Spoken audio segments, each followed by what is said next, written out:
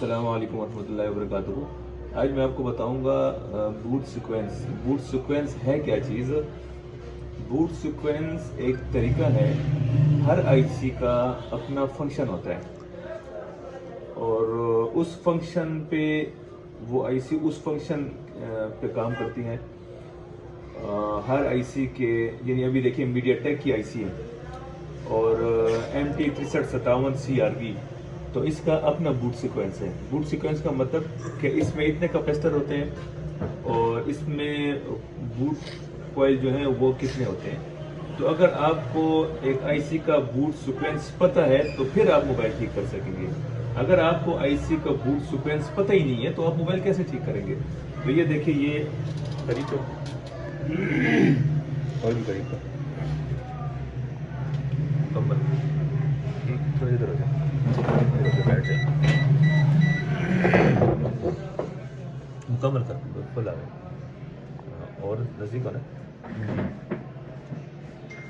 और नजर ना बच्चे। लाइट आपको ठीक है। अच्छा, ये देखें, ये मीडियाटेक की आईसी है 6357CRV। पुश कर दे। देखें, जब हम लोग इस आईसी को चेक करने का तरीका क्या है? इस आईसी को चेक करने का तरीका ये है कि आप इसे हार्ड टेस्टिंग पे चेक करेंगे। अभी एक मोबाइल डेड है, ठीक है, उसको आप कैसे चेक करोगे? अगर उसकी आईसी मीडियाटेक की 6357CRV है तो उसको चेक करने का मुकम्मल तरीका मैं आपको बताता हूँ।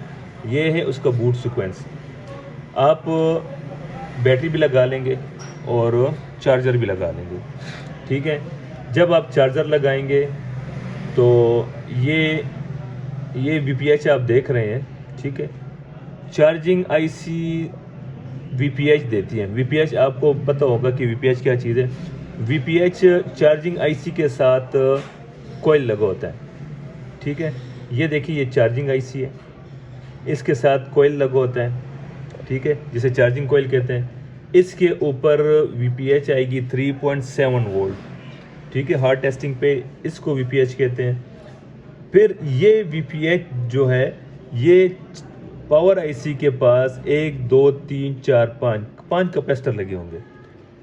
ये 6357CRV आईसी के 5 कैपेसिटर होते हैं और 5 कॉइल होंगे इसके। 1 2 3 4 5 कैपेसिटर और 5 कॉइल होंगे।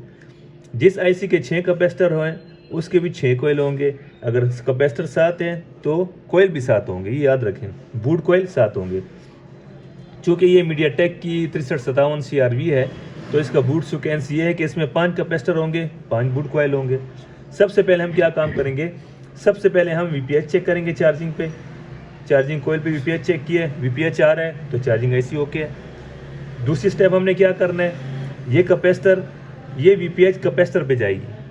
कैपेसिटर पे 1 2 3 4 5, इन 5 के 5 पे जो वोल्टेज यहाँ पे आ रही है, VPH 3.7 आ रही है या 4.2 आ रही है, जो यहाँ पे आएगी वो आपको यहाँ भी मिलेगी। इसका एक सिरा पे आपको इसकी वोल्टेज मिलेगी और दूसरा सिरा इसका ग्राउंड के साथ होगा, कैपेसिटर का, ठीक है,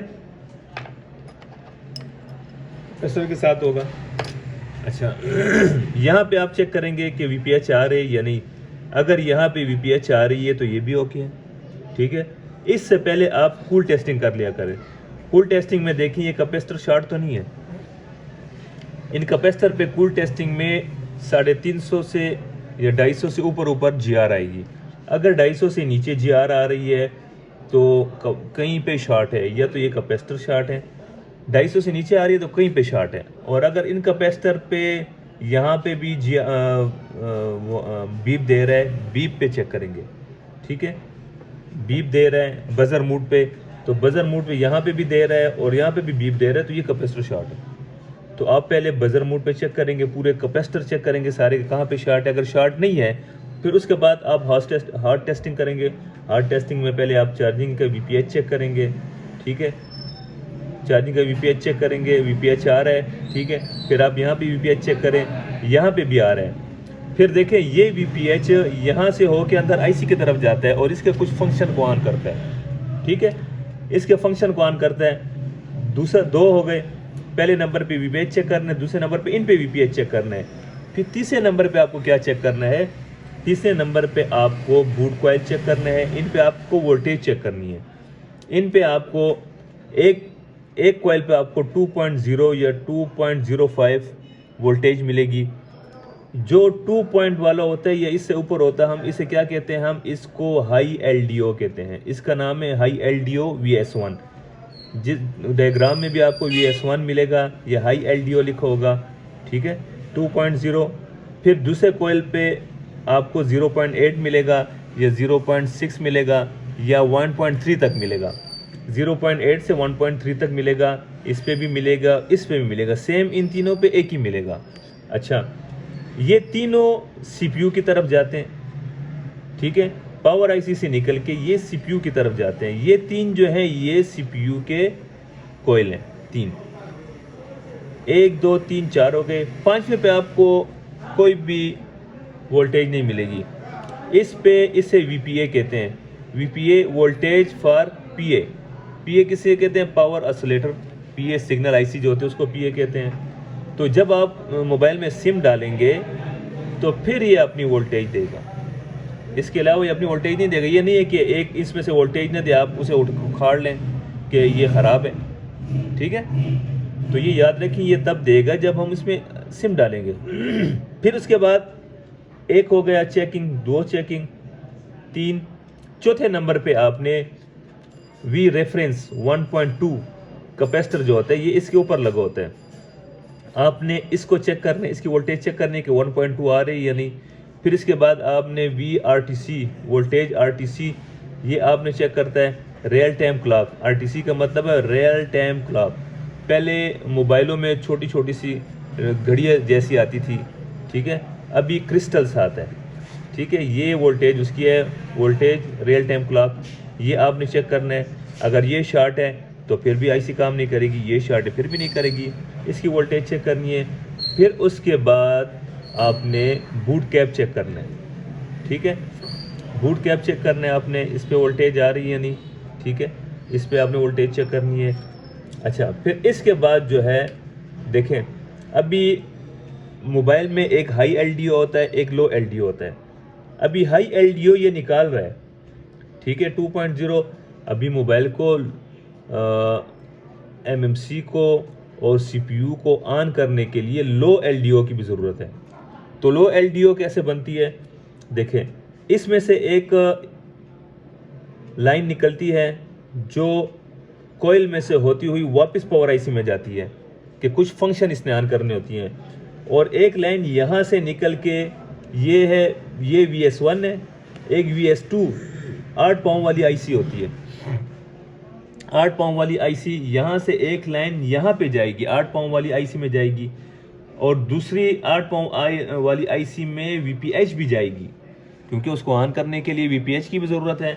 याद रखें, हर आईसी में VPH की एक लाइन जाती है उसको ऑन करने के लिए, ठीक है। ये VPH एक इसमें आएगा, ठीक है, और एक लाइन इसमें नीचे 2.0 कॉइल से आएगी, ठीक है।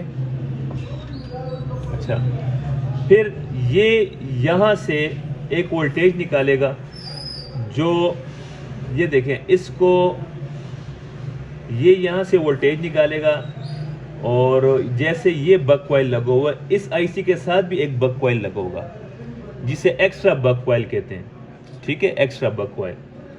ये इसमें से एक वोल्टेज निकाल के बक कॉइल को देगा। फिर बक कॉइल जो है वो ये 2.0 वोल्टेज को इस आईसी से में होके यहाँ पे 1.3 वोल्टेज निकालेगा, जिसको लो एलडीओ कहते हैं। लो एलडीओ इसको कहते हैं, ये हाई एलडीओ, ये लो एलडीओ। फिर यहाँ से ये वोल्टेज निकल के एक दोबारा पावर आईसी की तरफ आएगी इसके फंक्शनों को ऑन करने के लिए, और दूसरी जाएगी नीचे किसकी तरफ, CPU के पास एक लो एलडीओ का एक छोटी सी आईसी लगी होगी, ठीक है, जो ये यहाँ से 1.3 निकलेगी, ठीक है, इसमें एंटर होगी। फिर यहाँ से 1.2 वोल्टेज निकल के CPU को ऑन करने के लिए जाएगी। अगर ये इसको वोल्टेज नहीं मिल रही वीपीएच नहीं मिल रहा फिर भी ये ऑन नहीं होगा, ठीक है। अगर बक कॉइल को वोल्टेज नहीं मिल रही, यहाँ से लाइन नहीं जा रही, फिर भी ये ऑन नहीं होगा। ये लाइनें आप देखें जहाँ से ब्रेक है तो ये काम नहीं करेंगे। अच्छा, फिर एक लाइन यहाँ से निकलेगी। अच्छा ये देखें, एक वीपीएच यहाँ पे भी आई हुई है, वीपीएच इसको भी मिली हुई है रेड कलर की, और वीपीएच फिर ये देखें ये एक यहाँ पे है फ्लैश एलईडी ड्राइवर, ये बक कॉइल है, यहाँ पे भी एक बक कॉइल लगा एमएमसी के पास, और ये वाली इस तरह की आईसी यहाँ पे भी लगी हुई है 8 पाउंड वाली, तो इसको भी वीपीएच आया है, ठीक है। अच्छा, आईसी से जो 1.8 वोल्ट निकलेगी वो भी इसमें इंटर होगी, ये फिर आगे जाके 0.6 वोल्टेज बना के एमएमसी को ऑन करेगा। ये चीज़ें आपने स्टडी करनी है। ये शुरू में मुश्किल है, मगर जब आप इसको प्रैक्टिकली करोगे तो आपको फिर सब कुछ याद आ जाएगा। तो ये बूट सीक्वेंस है किसका, MT6357 CRV का बूट सीक्वेंस है, ठीक है। इसको याद करें, खूब इसको याद करें, बार बार इसको सुने तो आपको याद हो जाएगा इंशाअल्लाह ताला।